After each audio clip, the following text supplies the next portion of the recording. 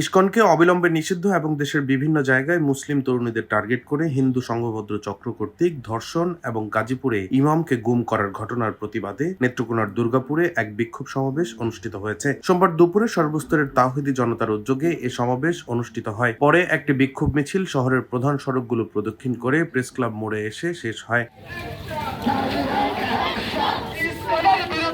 মানববন্ধন চলাকালে মুফতি আবু ওয়াক্কাসের সঞ্চালনায় মুফতি ইসলাম উদ্দিনের সভাপতিত্বে বক্তব্য রাখেন মাওলানা মঞ্জুরুল হক, মুফতি নূরে আলম, মুফতি ইমরান, হাফেজ আব্দুল্লাহ আল মারুফ, মাওলানা ইমরান, মুফতি সাব্বির আহমেদ, মুফতি মোশাররফ, মাওলানা বরকতুল্লাহ, সাইফুল ইসলাম, মুফতি জামাল উদ্দিন কারিমি, মুফতি আবু হুরায়রা সহ আরো অনেকে। এ সময় বক্তারা বলেন, ইসকন ধর্ম প্রচারের নামে দীর্ঘদিন ধরেই বাংলাদেশে একের পর এক উস্কানিমূলক কর্মকাণ্ড পরিচালনা করে আসছে। দেশের বিভিন্ন জায়গায় সাম্প্রদায়িক উস্কানি দিয়ে শান্ত এই ভূমিকে বিদেশি ইন্ধনে অশান্ত করে তোলার ফন্দি তৈরি করেছে। চট্টগ্রামে আদালত প্রাঙ্গণে প্রকাশ্যে অ্যাডভোকেট আলিফ হত্যাকাণ্ড তার জ্বলন্ত উদাহরণ। সাম্প্রতিক সময়ে গাজীপুরে মাদ্রাসার 13 বছরের এক ছাত্রীকে হিন্দু একটি চক্র পালাক্রমে ধর্ষণ করেছে। আমরা এভাবে পর্যবেক্ষণ করে দেখেছি সবগুলো ঘটনার পেছনে ইসকনের হাত রয়েছে। আমরা বাংলাদেশ থেকে ইসকনকে নিষিদ্ধের দাবি জানাচ্ছি। আমি ইসকনকে নিষিদ্ধের দাবি জানাই।